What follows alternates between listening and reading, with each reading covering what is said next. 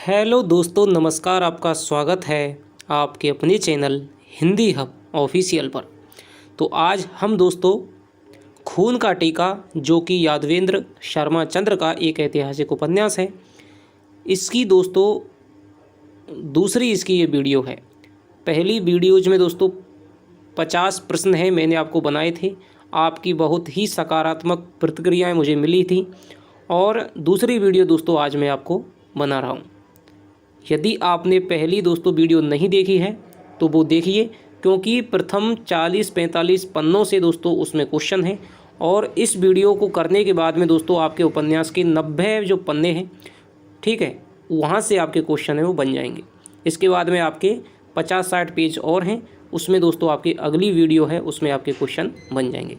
हर पन्ने से दोस्तों प्रश्न उठा रहा हूँ, किसी पन्ने से तो 2-2, 3-3 प्रश्न भी बन रहे हैं। तो चलिए देखते हैं आगे की क्या कथा है। और मैं आपको साथ साथ ही जो भी कथा थी, कहानी थी, वो भी मैं दोस्तों आपको सुनाता चलूँगा। तो चलिए देखते हैं पहला प्रश्न। कल के थोड़ा सा मैं आपको बता दूं कि जो हमने पहली वीडियो थी उसमें हमने क्या देखा था कि सबसे पहले दोस्तों क्या है, बलिदान मांगते हैं कुलदेवी राणा लाखा से। राणा लाखा इसको बात को बताते हैं, वो कहते हैं कि भाई अब हमें अपने राजपुत्रों का बलिदान कर देना चाहिए। अरसिंह कहता है कि मैं सबसे पहले राणा बनूंगा और राजमुकुट धारण करके खिलजी के विरुद्ध में क्या है, युद्ध करूंगा। वो मारा जाता है। उसके बाद में अजय सिंह को राणा लाखा है वो आपके केलवाड़ा भेज देते हैं, उसके साथ में पवन सिंह को भी भेज देते हैं। उसके बाद में सारे के सारे पुत्र मारे जाते हैं, राणा लाखा स्वयं शहीद हो जाते हैं। और आपके जो भी हैं रावल रतन सिंह हैं, सारे सामंत सरदार हैं, चित्तौड़ का विध्वंस हो जाता है। खिलजी की दोस्तों जीत हो जाती है। उसके बाद में खिलजी है वो चित्तौड़ की भयानक विभीषिका को देखता है, उसका हृदय द्रवित हो जाता है और फिर वो उसको चित्तौड़ को मालदेव चौहान को सौंप करके चला जाता है।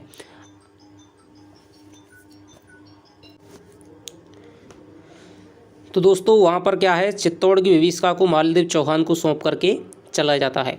उसके बाद में जो अजय सिंह है दोस्तों, वहाँ का आता है प्रसंग आता है कि केलवाड़ा में उसको मुंजा वाली चाहे वो परेशान करता है, वो अपने पुत्रों को भेजता है, स्वयं भी दोस्तों कोशिश करता है, लेकिन उससे पार नहीं पड़ती है। उसके बाद में वो हम्बीर को बुलाता है, उसका गाँव का जन्म था ऊंधवा गाँव में हुआ था, ठीक है। तो वहाँ से उसको बुला लेता है। हम्बीर है वो मुंजा वालीचा को दोस्तों क्या है, मार देता है सामेरी के जलसे में। उसके बाद में क्या होता है, चित्तौड़ का राणा है वो अजय सिंह है, उसको क्या है, मुंजा वालेचा के सर के खून से तिलक लगा करके उसको क्या है, घोषित कर देता है। और राणा बनने के बाद में पहली शर्त ये थी कि टीका दौड़ करनी पड़ेगी, उसमें किसी न किसी गढ़ को जीतना पड़ेगा। तो सेलिया का गढ़ है जो कि मुंजा वालेचा का गढ़ था, उसे दोस्तों निशाना बनाया जाता है। और फिर पहली बार में दिन में उसमें क्या है, धावा बोला जाता है, लेकिन वो गढ़ है बहुत मजबूत था और इनकी हार होती है। इसके बाद में खितसी, शेरा और मेरा दोस्तों तीनों रात में जाते हैं, कहते हैं कि भाई हम रात में चले जाएंगे और आपको क्या है इशारा कर देंगे, हमको गेट खोलना पड़ेगा दुर्ग में भीतर घुस करके। इसके बाद में तीनों जाते हैं और शेरा है दोस्तों गेट को खोल देता है। हम्बीर को मसालें दिखा दी जाती हैं और मसालों और हम्बीर है सारी सेना सहित दोस्तों क्या है सेलिया के दुर्ग पे कब्जा कर लेता है। लेकिन दोस्तों इस युद्ध में आपके शेरा मारा जाता है और खेतसी मारा जाता है। खेतसी पवन सिंह का छोटा भाई था, शेरा और मेरा दोस्तों दोनों भील जाति के थे, ठीक है। इसके बाद में दोस्तों क्या है, हम्बीर को बहुत दुख होता है कि भाई दोनों जो शक्तिवान बावजूद हैं उनको कटा करके हमने क्या है सेलिया का दुर्ग है वो जीत लिया है। तो यहाँ तक की दोस्तों कथा थी जो मैंने आपको पिछली वीडियो में आपको बताई थी। तो अब आगे से दोस्तों क्या है क्वेश्चन है, देखिए। मालदेव के विरुद्ध गुरिल्ला पद्धति से युद्ध किसने किया? हम्बीर ने, अजय सिंह ने, अनग सिंह ने, खिलजी ने। तो दोस्तों गुरिल्ला पद्धति का जनक, विषम घाटी, पंचानन, मेवाड़ का पुनरुद्धारक, ये सभी आपके उपनाम हैं किसके, हम्बीर के। तो हम्बीर ने दोस्तों क्या है मालदेव के विरुद्ध है वो गुरिल्ला पद्धति का युद्ध है वो छेड़ दिया। गुरिल्ला पद्धति क्या होती है कि भाई छिप करके युद्ध करना, शिवाजी को भी कहा जाता है छापेमार, ऐसे ही तात्या टोपे को कहा जाता है, ठीक है। इसी प्रकार से दोस्तों मेवाड़ में आपके हम्बीर को भी कहा जाता है गुरिल्ला पद्धति का जनक, ये माना जाता है। इसमें क्या है कि जैसे सड़कों को खोद दिया, ठीक है, जहाँ से रसद सामग्री जा रही है उसको लूट लिया, छिप करके युद्ध करना, सैनिकों को मार दिया। इस प्रकार किसी न किसी प्रकार से उसने मालदेव को क्या है नुकसान पहुँचाना शुरू किया। आगे चलते हैं। पहाड़ी चूहों की भांति जीवन निर्वाह करने से अच्छा है कि एक दिन सम्मान की मृत्यु पा जाएं। कथन किसने किससे कहा? हम्बीर ने पवन सिंह से, हम्बीर ने अजय सिंह से, हम्बीर ने खिलजी से और हम्बीर ने मुंजा वालेचा से। तो ये जो दोस्तों कथन कहा था वो आपके कहा था हम्बीर ने अजय सिंह से, ठीक है। ये कहता है, अजय सिंह कहता है कि भाई अभी भाई तुम इतने सशक्त नहीं हुए हो कि तुम चित्तौड़ पे आक्रमण कर दो। ये कहता है कि भाई हम यहाँ छिप छिप करके केलवाड़ा में रह रहे हैं, ठीक है, इससे तो अच्छा है पहाड़ी चूहों की भांति जीवन निर्वाह करने से अच्छा है कि एक दिन हम लड़ करके, ठीक है, सम्मान की मृत्यु को वीरों की भांति हम प्राप्त कर जाएं। तो ये हम्मीर अजय सिंह से कहता है। आगे चलते हैं। मृत्यु को सर्वोपरि मानने वाले चतुर राजनीतिज्ञ नहीं होते, कथन हम्मीर से किसने कहा? अजय सिंह ने, पवन सिंह ने, खेत सिंह ने और मालदेव ने। तो ये दोस्तों देखिए, खेत सिंह तो पहले ही मर गया है, ठीक है, जो घटना थी सेलिया के दुर्ग में। अजय सिंह, पवन सिंह और मृत्यु को सर्वोपरि। अब मैं आपको थोड़ा सा चरित्र इसका बताऊंगा अजय सिंह का, कि किस प्रकार के इसके भाव हैं, किस प्रकार के विचार हैं। आगे 2-3 क्वेश्चन है, उसको बाद में मैं आपको बताऊंगा। तो मृत्यु को सर्वोपरि मानने वाले चतुर राजनीतिज्ञ नहीं होते, तो ये दोस्तों आपका अजय सिंह का कथन है। किससे? हम्मीर से कथन है। आगे चलते हैं। उपन्यास का कौन सा पात्र हमेशा युद्ध करने में विश्वास रखता था? अजय सिंह, हम्मीर, पवन सिंह, अनग सिंह। तो दोस्तों उपन्यास का जो अनग सिंह पात्र है, ठीक है, अनग सिंह पात्र है दोस्तों, ये ठाकुर था। ठाकुर अनग सिंह सामंत था, सरदार था, ठीक है, बहुत ही क्या है बलशाली था, शरीर से बहुत ही हष्टपुष्ट था। और इसका हमेशा क्या है, ये भाई साहब युद्ध पिपासु था, हर समय से युद्ध युद्ध युद्ध की क्या है, इसे आग लगी रहती थी। उपन्यास का कौन सा पात्र गांधीवादी नीतियों का प्रबल समर्थक था? अजय सिंह, मालदेव, जैत सिंह, पवन सिंह। तो यहाँ पर दोस्तों जो अजय सिंह है उसको शर्मा जी ने गांधीवादी सिद्धांतों में आस्था रखने वाले एक पुरुष के रूप में चित्रित किया है। अजय सिंह है दोस्तों वो गांधीवादी नीतियों का आदर करता है और उनको मालदेव के विरुद्ध में क्या है अपनाने की प्रेरणा भी देता है। आगे क्वेश्चन आएंगे, मैं आपको बताता चलूँगा। अनग सिंह हमेशा किसके नशे में रहता था? शराब के, शक्ति के, अमल के, घमंड के। तो दोस्तों जो अनग सिंह है, जो अपने क्या है उसे अपने शक्ति पर बहुत ही ज़्यादा विश्वास था, हमेशा युद्ध के लिए तैयार रहता था, तो वह दोस्तों अमल के नशे में, ठीक है। अमल क्या कहते हैं? अमल एक दोस्तों एक पेय पदार्थ होता है, ठीक है। चित्तौड़ वगैरह के यहाँ के आपकी जानते होंगे, क्योंकि चित्तौड़ में आपको पता है कि अफीम बहुत ज़्यादा होती है। तो अमल क्या है? चित्तौड़ को अफीम को घोल करके एक पेय पदार्थ बनाया जाता है, ठीक है, उसे कहते हैं हम अमल, ठीक है। अमल को वैसे भी आपके व्यवहार में आपका अफीम कह दिया जाता है। तो दोस्तों वीडियो को आपको पसंद आ रही है तो दोस्तों लाइक कर दिया करें, शेयर कर दिया करें, ठीक है। आपका कोई भी परम मित्र हो जिसको आप चाहते हैं कि भाई हमारे साथ साथ में इसका भी फ़ायदा हो, ठीक है, सिलेक्शन हो। हालांकि ऐसे कम लोग होते हैं जो कि चाहते हैं कि भाई हमारे साथी का भी कुछ ना कुछ सफलता में हाथ हो। तो ज़्यादा से ज़्यादा दोस्तों वीडियो को देखें। यदि आपने अभी तक खून का टीका को दोस्तों नहीं पढ़ा है तो पहले जाकर के आप पढ़िए, वहाँ पर आपको बहुत पूरी कहानी है दोस्तों एक बार में समझ में आ जाएगी। और फिर आप यदि क्वेश्चन करेंगे तो आपको याद भी रहेगा, कहानी भी आपको दोबारा आ जाएगी और क्वेश्चन भी आप आसानी से कर पाएंगे। अब यदि आप क्वेश्चन करेंगे शुरुआत में दोस्तों तो आप क्वेश्चन कर तो लेंगे, 1-2 दिन आपको याद रहेंगे, लेकिन उसके बाद में फिर आप भूल जाएंगे। वीरों के लिए युद्ध कभी भी अभिशाप नहीं होता है, कथन अजय सिंह से किसने कहा था? जब आप उपन्यास पढ़ेंगे दोस्तों तो आपको सभी जो पात्र हैं उनके चरित्र समझने को मिलेंगे। जैसे कि अनग सिंह है, हमेशा युद्ध की बातें करता है। यदि आपसे सरल क्वेश्चन आ गया तो कोई बात ही नहीं है। यदि आपसे कोई संवाद का क्वेश्चन आ गया, हालांकि मैंने संवाद के सारे प्रश्नों को दोस्तों उठाने का, महत्वपूर्ण प्रश्न है उनको उठाने का मैं कोशिश करूँगा, लेकिन फिर भी दोस्तों ऐसी कोई बात पूछ ली जाती है कि जो आपके चरित्र से संबंधित है, जब आप उनको जानते हैं सारे पात्रों को, कौन किसका बेटा है, कौन क्या है, तभी दोस्तों आप क्या है क्वेश्चन को हल कर पाते हैं। हालांकि पहली बार लगाया गया है, इसमें से एक भी क्वेश्चन नहीं बना है, तो मुझे दोस्तों जहाँ तक आशा है इसमें से आपके ऊपर से ही दोस्तों क्वेश्चन है वो आपसे पूछ लिया जाएगा। तो वीरों के लिए युद्ध कभी भी अभिशाप नहीं होता है, कथन अजय सिंह ने किससे कहा था? हम्मीर, अनग सिंह, मेरा और जैता। वीरों के लिए युद्ध कभी भी अभिशाप नहीं होता है, कथन है दोस्तों वो आपके अजय सिंह से किसने कहा था?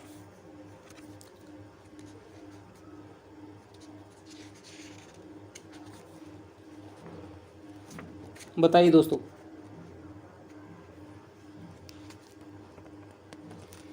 तो ये जो दोस्तों कथन है वो है आपके अनग सिंह ने दोस्तों ये कहा था, ठीक है।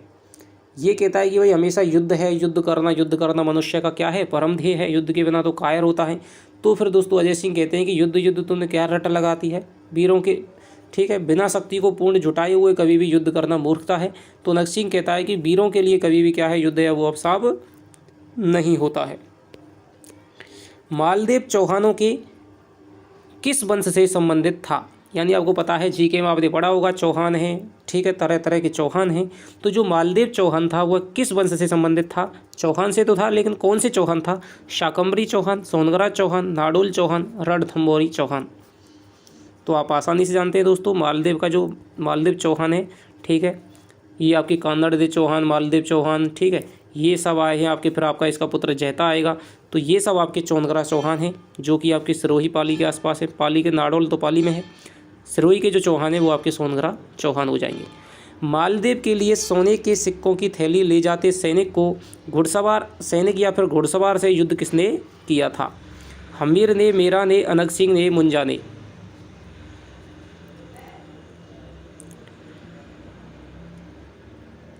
तो जैसे दोस्तों यहाँ पर इनमें अजय सिंह में, अनंग सिंह में और हमीर में बातचीत चल रही थी कि भाई मैं चित्तौड़ पे आक्रमण कर दूँ। हालांकि हमीर अभी उतना सशक्त नहीं हुआ था, उसके पास में हथियार थे ना ही, और उसके पास में ना ही सैनिक थे। लेकिन उसको अजय सिंह समझाते हैं कि भाई पहले अपनी शक्ति है उसको बढ़ाओ, तब जा कर के युद्ध की बात करो। अजय सिंह उसको क्या है, हमीर को समर्थन देता है कि भाई हमें युद्ध कर देना चाहिए, युद्ध क्या है, वीरों का क्या है, श्रृंगार है, आभूषण है।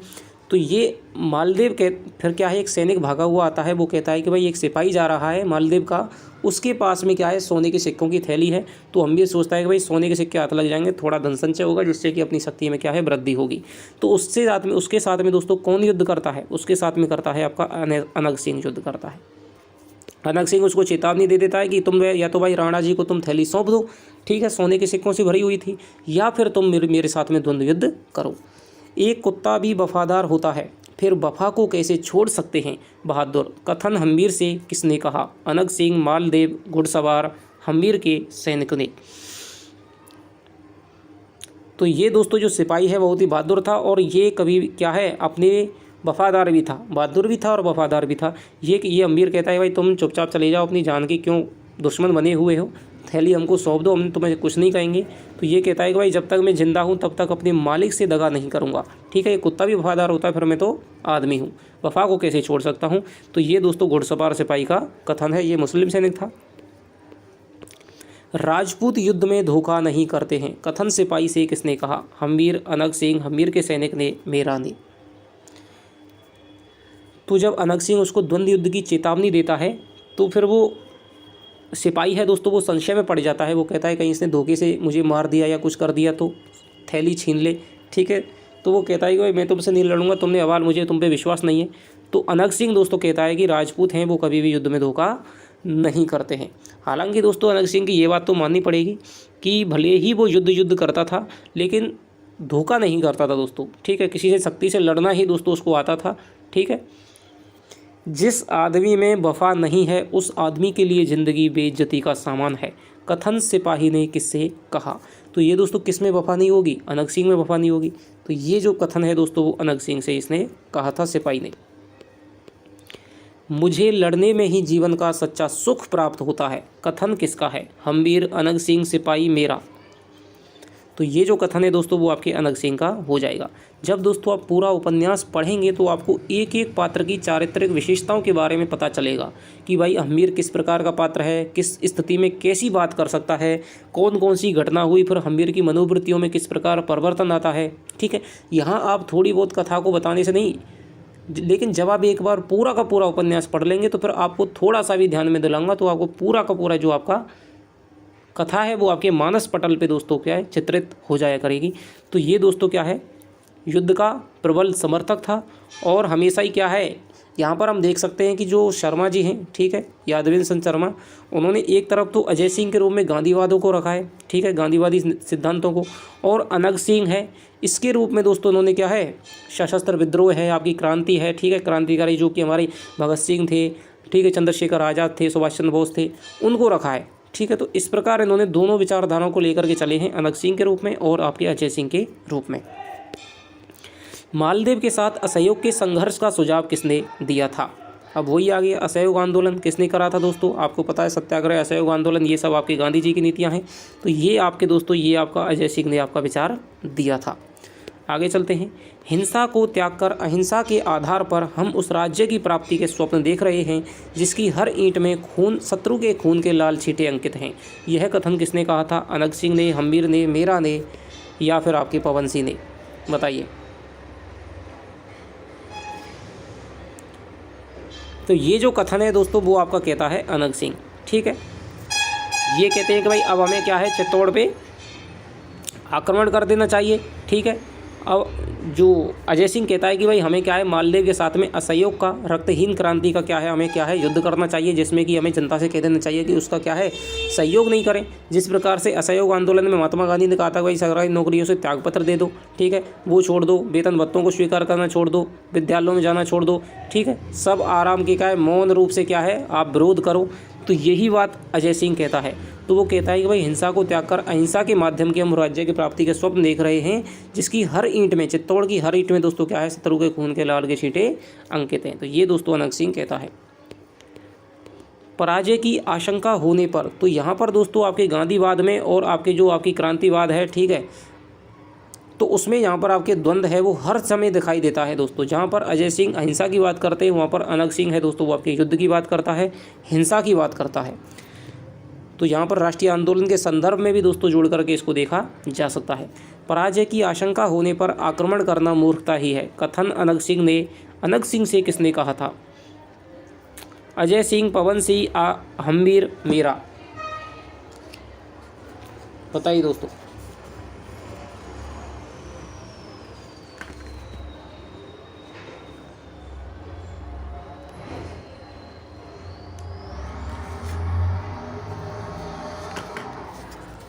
तो ये दोस्तों जो कथन है वो आपके कहता है पवन सिंह, ठीक है। वो जो कहता है कि भाई आप अहिंसा को नहीं त्याग कर, हिंसा को त्याग मत करिए, अहिंसा के माध्यम से ऐसा कोई भी आप काम नहीं कर सकते हैं।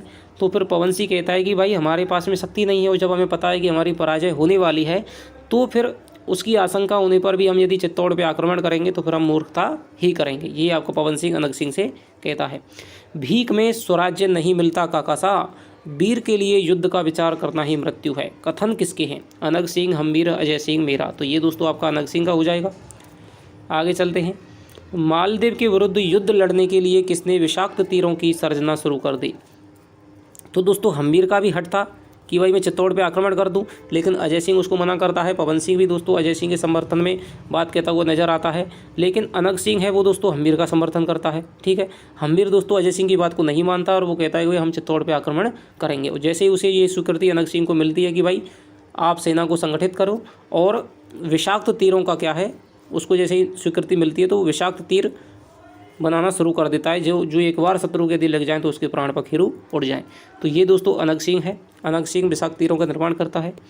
उसकी बाणी सुनकर कापुरुषों क्या मुर्दों में भी जान आ जाती है, उनकी बाणी सुनकर, कथन में उनकी शब्द किसके लिए प्रयुक्त हुआ है, शत्रुओं के लिए, चारणों के लिए, सैनिकों के लिए या फिर आपके एकलिंगेश्वर दीवान के लिए, बताइए।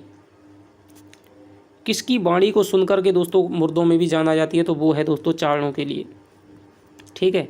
अनंग सिंह दोस्तों हम्मीर से कहता है कि भाई आप चिंता मत करें, ठीक है, मैंने सभी चारणों को बोल दिया है और मैं विषाक्त तीर तैयार कर रहा हूँ। तो ये चारण हैं, उनकी वाणी को सुनकर के हमेशा मुर्दों में भी जान आ जाती है। मालदेव के विरुद्ध किए गए युद्ध में किसकी हार हुई थी, तो चित्तौड़ पे दोस्तों आक्रमण कर देता है हम्मीर, ठीक है, मालदेव के विरुद्ध। लेकिन मालदेव की जो सेना है दोस्तों बड़ी विशाल थी, बादशाह का उसको सहयोग था और संगठित थी, हथियारों की कोई भी कमी नहीं थी। तो ठीक है, घमासान युद्ध हुआ जिसमें क्या है, हम्मीर की दोस्तों क्या है, हार होती है और मालदेव की विजय होती है।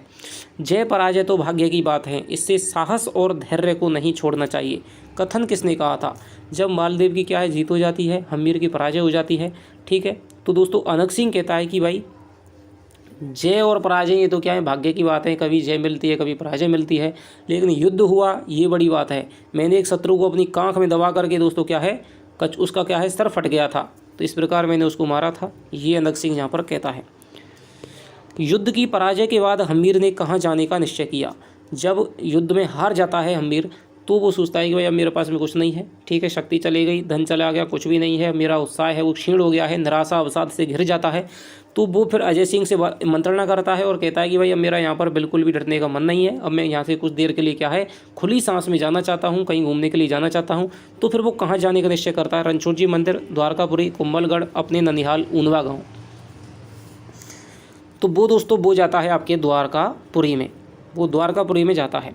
आशाहीन प्राणी कर्म क्षेत्र में नितांत असफल होता है। कथन हम्बीर से किसने कहा था? अजय सिंह ने, मेरा ने, अनग सिंह ने, बरबड़ी ने।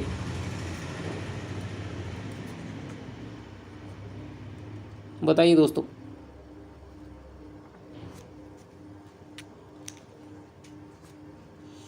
तो ये दोस्तों जो कहा है, जब हम्बीर बातचीत करता है कि भाई अब मुझे बिल्कुल भी विश्वास नहीं है, ठीक है, अब मैं यहाँ से जाना चाहता हूँ, उसकी निराशा को देख करके, उसकी आशाहीनता को देख करके अजय सिंह कहते हैं कि भाई जो आशाहीन प्राणी है वो कर्म क्षेत्र में क्या है, बिल्कुल ही नितांत असफल सिद्ध होता है।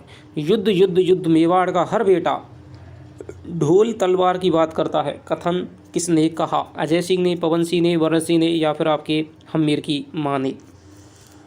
तो ये जो दोस्तों जो कथन है वो आपके अजय सिंह ने कहा था। जब हम्बीर है दोस्तों चला जाता है, ठीक है, तो चाचा हैं दोस्तों वो आपके हम्बीर के चाचा कौन था? अजय सिंह था, ये भी आपसे पूछा जा सकता है।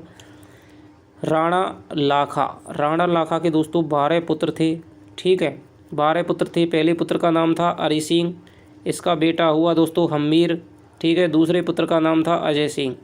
अन्य पुत्रों के नाम बिल्कुल दोस्तों यहाँ पर नहीं आए हैं, ठीक है। तो ये आपका चाचा हो गया फिर हम्बीर का चाचा अजय सिंह। तो अजय सिंह ने कहा था दोस्तों, वो चिंतन मनन कर रहे हैं, हम्बीर चला गया है द्वारकापुरी की तरफ, वो चिंतन मनन कर रहे हैं कि भाई ये युद्ध है, इससे कुछ नहीं होने वाला है। रक्तहीन क्रांति या फिर असहयोग आंदोलन चलाने का भार अजय सिंह ने किसको सौंपा? तो ये दोस्तों किसको सौंपा था? पवन सिंह, मीरा, अनग सिंह सामंतों को। तो अजय सिंह ने दोस्तों सबसे पहले असहयोग आंदोलन का विचार दिया था, लेकिन पहली बार तो उसने माना नहीं था। अंत में हम्बीर को भी दोस्तों क्या है पराजय का मुंह देखना पड़ा था मालदेव के विरुद्ध। फिर हम्बीर चला जाता है, उसके बाद में जो अजय सिंह है दोस्तों उसको क्या है एक बड़े स्तर पर उसको क्या लागू करने का निश्चय करता है कि भाई हमें करना पड़ेगा, क्योंकि अब हम्बीर तो है नहीं, युद्ध तो हम लड़ नहीं सकते। इसलिए वो पवन सिंह को दोस्तों ये भार सौंप देता है कि भाई तुम जाकर के समस्त जनता में बता दो कि अब हमें असहयोग करना है, मालदेव के विरुद्ध में उसको लगाने नहीं दे दिए, काम नहीं करना है, ठीक है, चुपचाप उसके मार को, उसके अत्याचार को हमें सहन करना है, ठीक है। तो ये पवन सिंह को कार्यभार सौंप देता है। यह बात तुम सबकी कल्पनाओं से परे है। यहाँ कौन सी बात की जा रही है? युद्ध की बात, अहिंसा के युद्ध की बात, आध्यात्मिक उत्थान की बात, गुरिल्ला पद्धति के युद्ध की बात।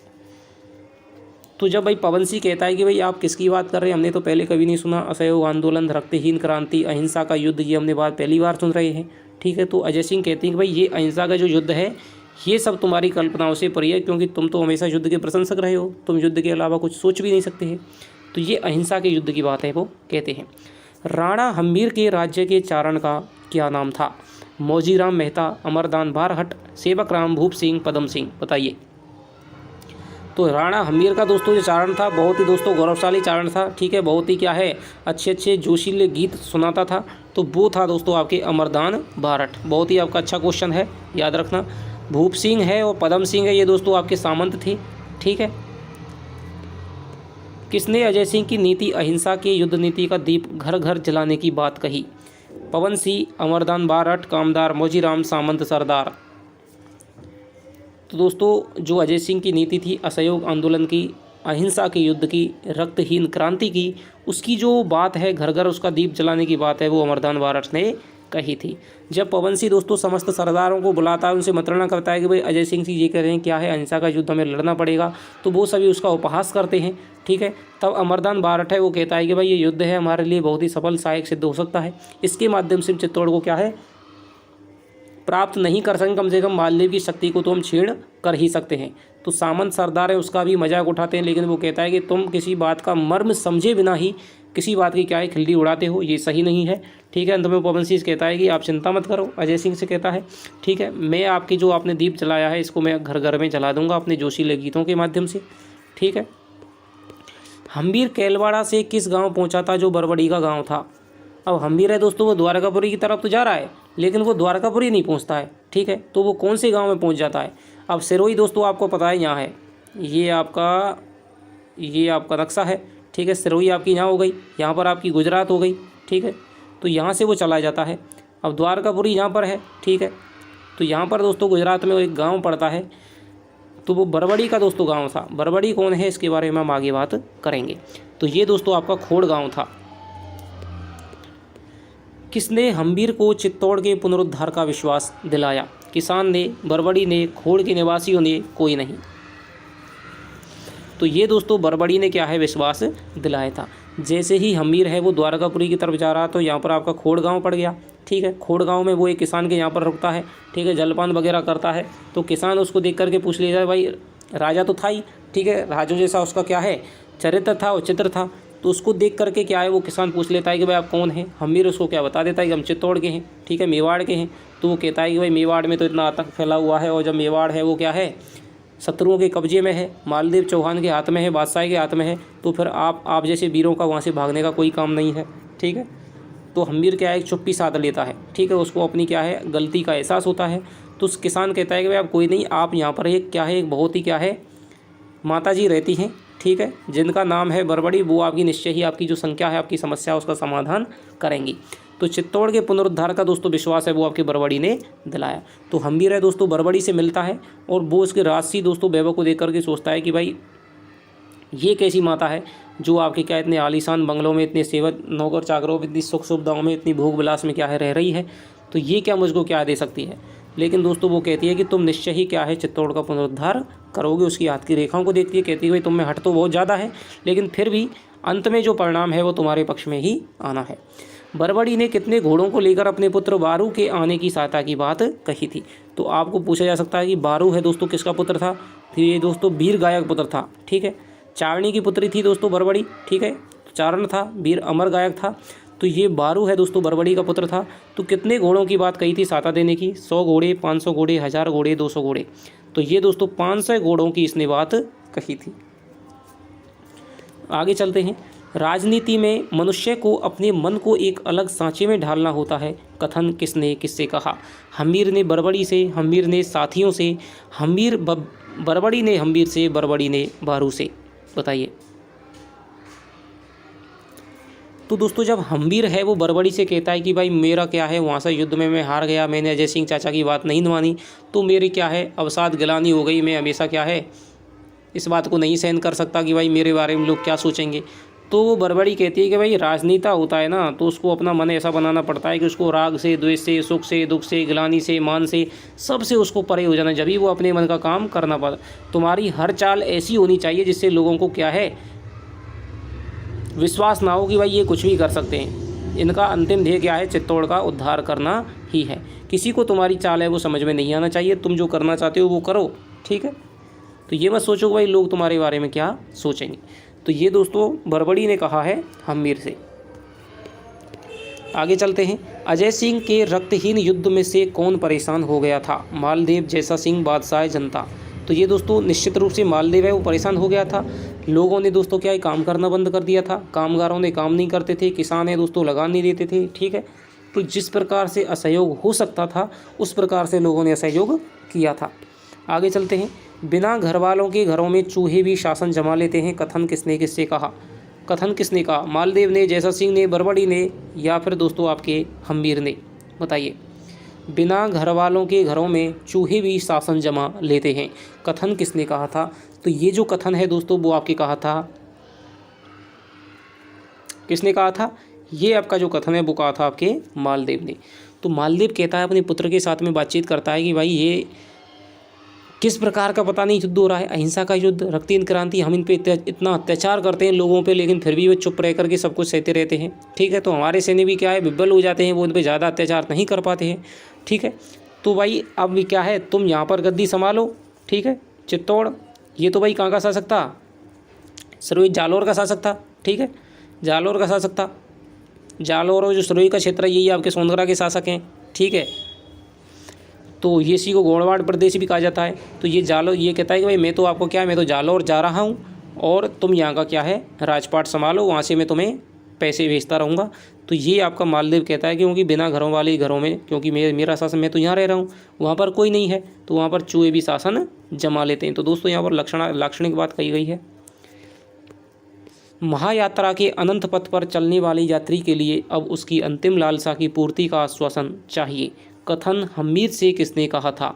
बड़बड़ी ने, अजय सिंह ने, पवन सिंह ने या फिर आपके मालदेव ने? तो दोस्तों हम्मीर है वो बड़बड़ी की बात सुनकर के दोबारा से दोस्तों केलवाड़ा की तरफ आ जाता है और यहाँ पर चाचा जी सोच रहे हैं, अजय सिंह सोच रहे हैं कि भाई कब हम्मीर आए हो, कब मुझसे ये कहे कि भाई मैंने चित्तौड़ का क्या उद्धार कर लिया। तो उनको क्या है, जैसे ही वो क्या है वृद्ध तो हो गए हैं, ठीक है, कब के थे, शुरुआत से अजय सिंह यहाँ पर चल रहा है, तो वृद्ध हो गए हैं, ठीक है, और वो क्या है जैसे उनको पता चलता है हम्मीर आ गया है तो वो एक आवेश में आ जाते हैं और क्या है बिस्तर पे गिर पड़ते हैं। उनकी दोस्तों दवा दारू होती है, चिकित्सा होती है, लेकिन क्या है अंत में वो हम्मीर से कहते हैं कि भाई मेरी अंतिम लालसा क्या है, चित्तौड़ को पुनरुद्धार करना। मैं चाहता हूँ कि कोई मुझसे ये आकर के कहे महायात्रा दोस्तों क्या है, अब मैं मृत्यु के निकट हूँ। अनंत पथ पर चलने वाले यात्री कौन है दोस्तों, यहाँ पर अजय सिंह है। अब उसकी अंतिम लालसा की पूर्ति का आश्वासन चाहिए कि अब भाई कोई मुझसे ये कहे कि हाँ मैं निश्चित रूप से चित्तौड़ को क्या है मुक्त कराऊंगा। तो ये दोस्तों कथन है वो आपके अजय सिंह कहता है हम्मीर से। अजय सिंह ने अहिंसा से भी एक सत्य किसे बताया था? गांधी को, चित्तौड़ को, स्वतंत्रता को या रक्तहीन क्रांति को? तो अजय सिंह ने अहिंसा से भी बड़ा एक सत्य किसे बताया था? गांधी को, चित्तौड़ को, स्वतंत्रता को, रक्तहीन क्रांति को? तो ये दोस्तों अहिंसा से भी बड़ा सत्य बताया था इन्होंने स्वतंत्रता को। जब वो कहता है मृत्युशैया पर अजय सिंह है, राणा हम्मीर कहता है कि आप कहिए चाचा जी, मैं आपकी बात ना मान करके मैंने बहुत बड़ी भूल कर दी। आप चाहें तो मैं युद्ध की जो नीति है उसको सर्वदा के लिए त्याग कर दूंगा और आपकी जो अहिंसा का युद्ध है उसको मैं जीवन में धारण कर लूँगा। वो अजय सिंह कहता है कि मैं किसी को युद्ध को छोड़ने के लिए बात नहीं कहता हूँ, क्योंकि अहिंसा से भी बड़ी एक बात है स्वतंत्रता। सबसे बड़ी बात है हमें मेवाड़ का पुनरुद्धार करना है, लेकिन जो व्यर्थ की अहिंसा है उसे मैं करने का समर्थक नहीं हूँ, ठीक है। यदि ज़रूरत पड़े तो दोस्तों युद्ध होना चाहिए, और यही बात है दोस्तों कुरुक्षेत्र में दिनकर जी ने समझाई थी, ठीक है। तो ये बात कहते हैं आपके स्वतंत्रता को बताते हैं। मालदेव के कामदार का क्या नाम था? दोजीराम, जूहड़ मेहता, पुरोहित, जयमाल, मोजीराम। तो मालदेव का दोस्तों कामदार था वो था आपका मोजीराम। मोजीराम के बारे में दोस्तों ये बड़ा खतरनाक आदमी है, इसके बारे में आगे बताऊंगा। मालदेव ने अपनी पुत्री के विवाह के लिए किसके द्वारा हम्मीर के पास नारियल भेजा था? अब यहाँ पर दोस्तों क्या है, मालदेव है वो एक दोस्तों योजना बनाता है कि भाई हम किस प्रकार से हम्मीर को क्या है अपनी कब्जे में लेकर के इसको मार दें। ये सोचता है कि भाई मैं आपको अपनी पुत्री के विवाह का इसको क्या है संदेश भेज दूंगा। हम्मीर विवाह करने के लिए आएगा, 10, 5, 20 बारातियों के लिए साथ में आएगा, 100-200 बारातियों के साथ में आएगा, और हम उसको किले में क्या है धर दबोच लेंगे और उसको क्या है मार देंगे, जिससे कि क्या है चित्तौड़ पे हमारा सर्वदा के लिए अधिकार हो जाएगा। तो ये दोस्तों किसके माध्यम से इसने नारियल भेजा है? वो भेजा है आपके मोजीराम, जूहड़ व जयमाल, जूहड़ व मोजीराम, मोजीराम व पुरोहित जयमाल। तो ये जो दोस्तों नारियल बेचता है वो तो एक इनका मेहता है जूहड़ मेहता, और आपके पुरोहित जयमाल के माध्यम से बेचता है। तो ये आपका जूहड़ मेहता हो जाएगा, और ये पुरोहित जयमाल के माध्यम से नारियल बेचता है और अपनी पुत्री का विवाह का प्रस्ताव हम्मीर के साथ में रखता है। युवा बेटी तो रावण के घर में भी ना रह सकी, फिर राजा मालदेव की क्या बिसात है? कथन किसका है? पवन सिंह, जूहड़, जयमाल, मोजीराम। तो ये जो कथन है दोस्तों वो जूहड़ कहता है। जब हम्मीर के पास में इस प्रकार का प्रस्ताव आता है, एक बात और दोस्तों रह गई आपकी, बड़बड़ी कहती है, बड़बड़ी हम्मीर से कहती है कि भाई तुम चित्तौड़ का निश्चित रूप से पुनरुद्धार करोगे, लेकिन एक बात याद रखना, तुम जब चित्तौड़ जाओगे, तुम जब केलवाड़ा जाओगे तो तुम्हारे पास में एक विवाह का प्रस्ताव आएगा, और तुम उस विवाह को प्रस्ताव को बिना विरोध के, बिना प्रतिरोध के सहर्ष रूप से स्वीकार कर लेना। वो विवाह का दोस्तों प्रस्ताव है, तुम्हारा जो विवाह होगा वही तुम्हारी चित्तौड़ की क्या है विजय प्राप्ति का आधार सिद्ध होगा। ये जो कथन है दोस्तों बड़बड़ी कहती है हम्मीर के साथ में। तो हम्मीर को वो बात ध्यान आ जाती है, वो कहता है कि भाई मालदेव तो हमारा परम शत्रु है, उसने हमारे लिए क्या है विवाह का प्रस्ताव, अपनी बेटी का विवाह कैसे प्रस्ताव भेज दिया है। तो वो ऐसी कौन सी बात आ पड़ी? तो जूहड़ कहता है कि युवा बेटी तो रावण के घर में भी नहीं रह सकेगी। मालदेव की जो बेटी है वो युवा हो चुकी है और उसका विवाह तो करना ही है, और आप जैसा परम शक्तिशाली वीर है उसके अलावा उसको कहाँ मिलेगा? तो ये आपका जूहड़ कहता है। मैं अधिक सोचता विचारता नहीं, केवल राणा जी की आज्ञा चाहता हूँ। कथन किसने कहा था? ये पवन सिंह, अनक सिंह, मेरा, जूहड़। किसने कहा था दोस्तों? मैं अधिक सोचता विचारता नहीं हूँ। तो ये दोस्तों जो पवन सिंह है, ठीक है, पवन सिंह ने कथन कहा था। पवन सिंह दोस्तों ऐसा चरित्र है, ठीक है, चाहे वो अजय सिंह इससे कुछ कहे, चाहे हम्मीर इससे कुछ कहे, दोस्तों ये कभी भी इनकी बात को नहीं टालता है, ये उसको 100% दोस्तों सत्य मान करके उसका पालन करता है। ये कहता है कि मेरी स्वामी की स्वामी भक्त है, पूरा का पूरा स्वामी भक्त है। पहले ये अजय सिंह के साथ में दोस्तों आया था केलवाड़ा, सबसे पहले पवन सिंह इसका भाई था कीर्ति, ठीक है। तो ये पहले अजय सिंह की मानता था, अजय सिंह की तो दोस्तों मृत्यु हो गई। अब ये दोस्तों राणा हम्मीर की हर बात को क्या है पालन करता है, अपना कुछ भी मंतव्य नहीं रखता है। तो ये आपका पवन सिंह का चरित्र है। यह एक द्यूत क्रीड़ा का दाव है, कथन किसने कहा? पवन सिंह अनग से मेरा जूहड़।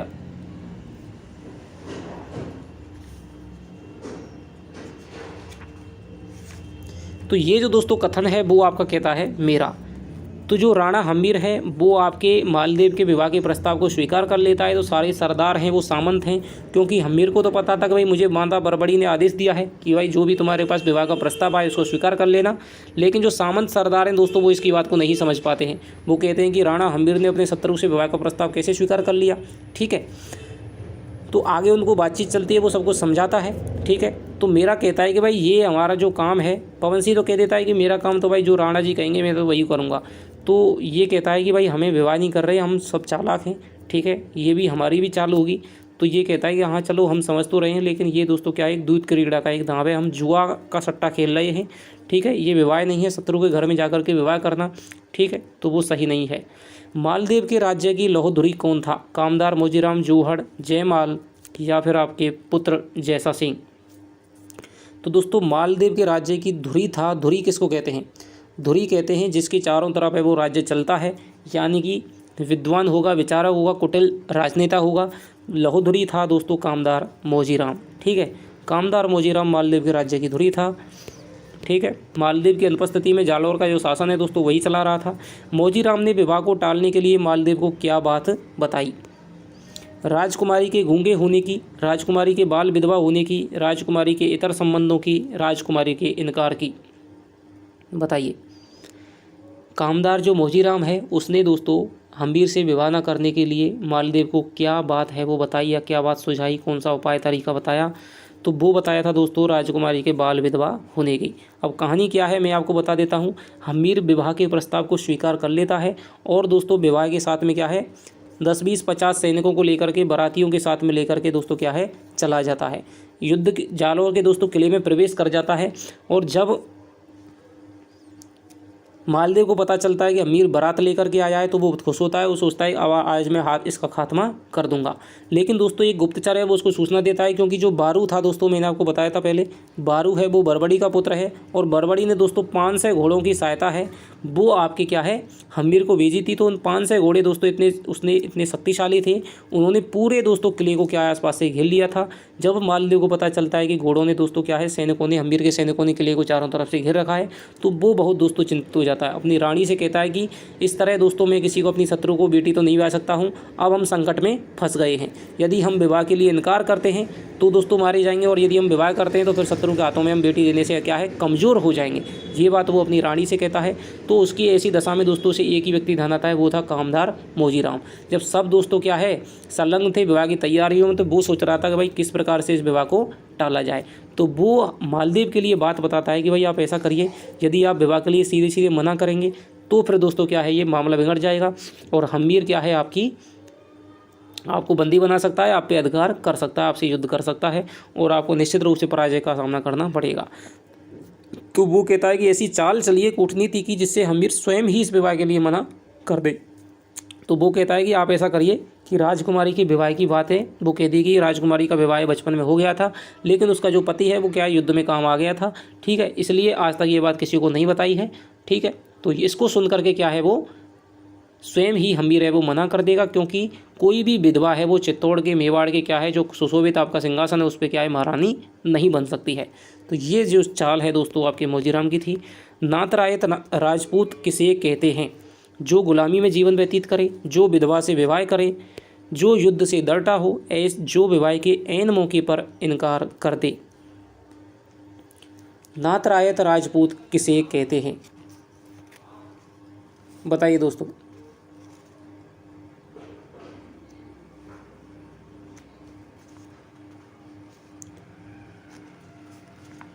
तो ये जो दोस्तों कहते हैं आपके नातरायत राजपूत हैं, वो जो कहते हैं वो कहते हैं दोस्तों जो विधवा से विवाह करता है।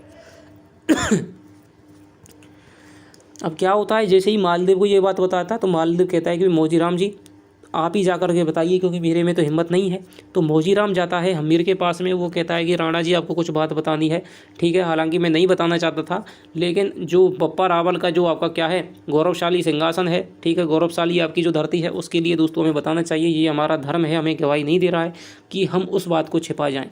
वो कहता है कि यदि आप मेरे सारे पापों को क्षमा करें तो फिर मैं आपको बताना चाहूँगा कि जो हमारी राजकुमारी है वो दोस्तों क्या है विधवा है, उसका बचपन में विवाह हो गया था और वो क्या युद्ध में मारा गया था, इसका जो पति है बाल पति है।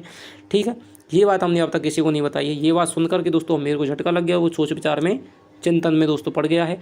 वो अपने आसपास के दोस्तों सामंत सरदार जो कि आपके मेरा था, आपका पवन सिंह था, ठीक है, अनग सिंह था, उससे विचार विमर्श करता है। अनग सिंह कहता है, अनग सिंह तो विरोध करता है कि भाई ऐसी विधवा है वो चित्तौड़ की महारानी कैसे बन सकती है, ठीक है, मेवाड़ की महारानी के सिंहासन पर कैसे सुशोभित हो सकती है। पवन सिंह कहता है देखिए मेरा तो कुछ नहीं है, हालांकि मैं अभी सलाह नहीं देना चाहता, लेकिन जो ऐसे राजपूत होते हैं जो ऐसे विधवा से विवाह करते हैं वो बहुत ही निम्न कोटि के राजपूत होते हैं और नातरायत राजपूत कहलाते हैं। आपके लिए ये जो काम है वो शुभ नहीं है, लेकिन फिर भी आप जो करें मैं आपकी बात मानूंगा, ये पवन सिंह आपसे कहता है।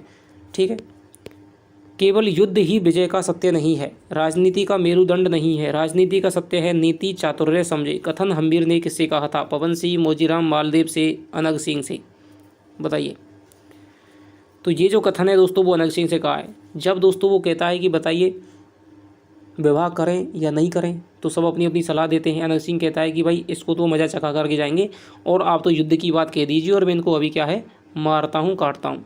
तो ये कहता है कि भाई हर समय युद्ध ही जीवन का सत्य नहीं है, ठीक है, राजनीति से हमें काम लेना पड़ेगा, नीति और चतुरता से हमें काम लेना पड़ेगा। माता बरबड़ी के वचन है दोस्तों वो झूठे नहीं हो सकते हैं, उसकी बात को मानना पड़ेगा। यदि उसकी बात को मैंने नहीं माना तो जो बारू है दोस्तों वो अपनी माता की हर वचन का सत्य से पालन करता है और वो भी दोस्तों 500 घोड़ों को क्या है लेकर के चला जाएगा, हमें कोई भी सहायता नहीं मिलेगी और हम यहीं पर मारे जाएंगे, इसलिए हमें बहुत ही दिमाग से काम लेना है।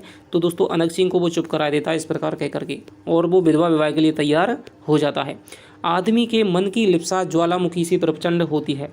कथन हम्मीर ने किससे कहा था? रानी से, मालदेव से, अनग सिंह से, स्वयं से।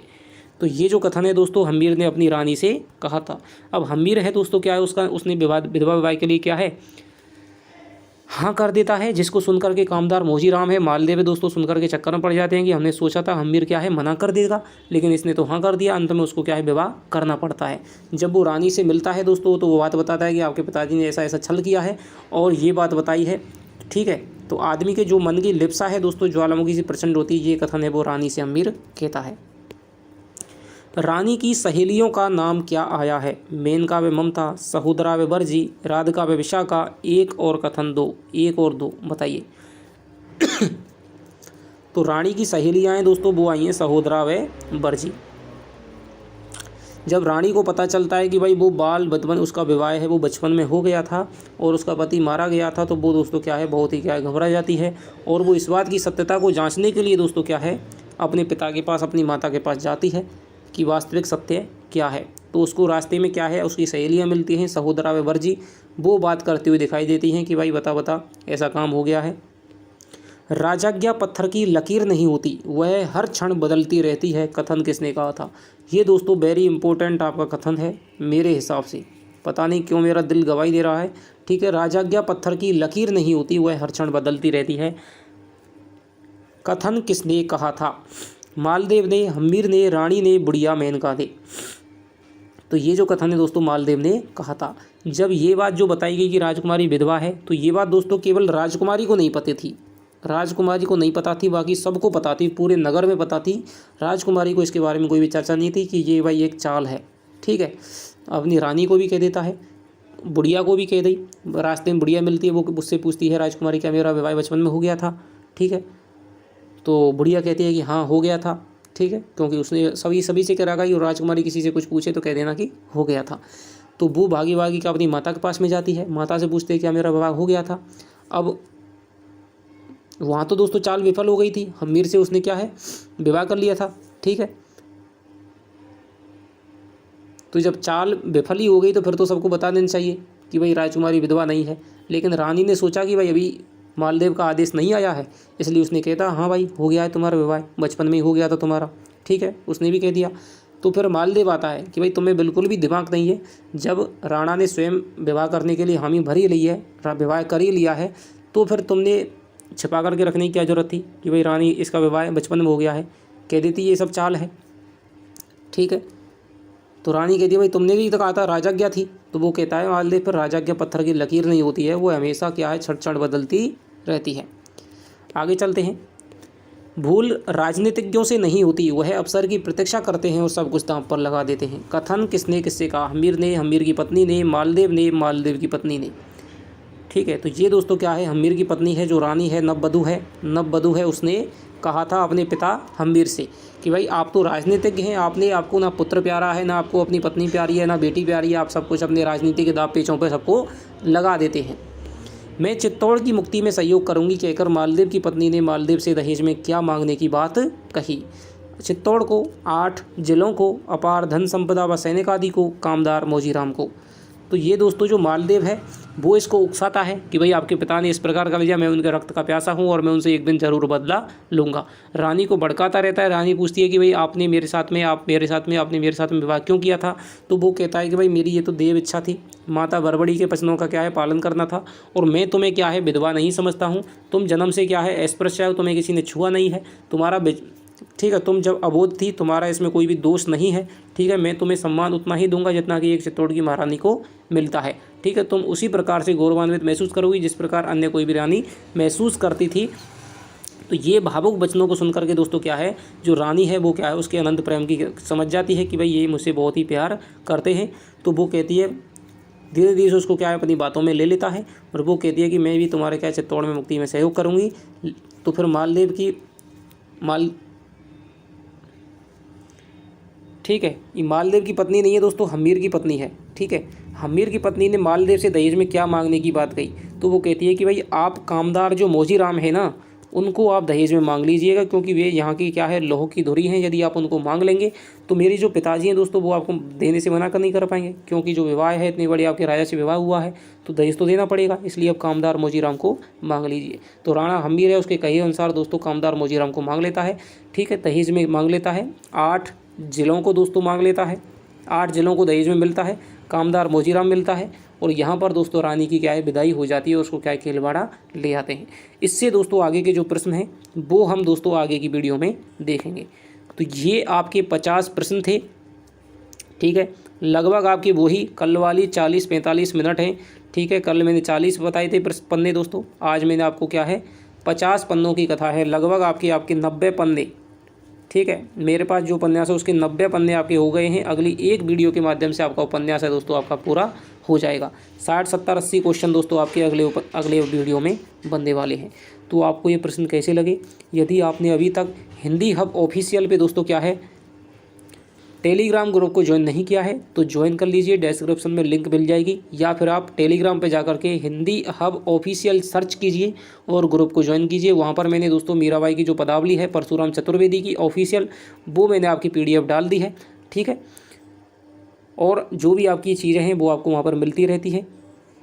तो वीडियो को दोस्तों ज़्यादा से ज़्यादा सपोर्ट करें, चैनल को सब्सक्राइब करें, क्योंकि मुझे पता है 5000 लोग हमारे साथ में जुड़े हुए हैं, लेकिन दोस्तों 20,000 लोग ऐसे हैं जो हमारे चैनल को देखते हैं। ठीक है, फिर भी सब्सक्राइब नहीं किए हुए हैं। सब्सक्राइब करने का दोस्तों यही फ़ायदा है, आपको वीडियो है वो आपको मिल जाएगी, क्योंकि 2 महीने का वक्त है।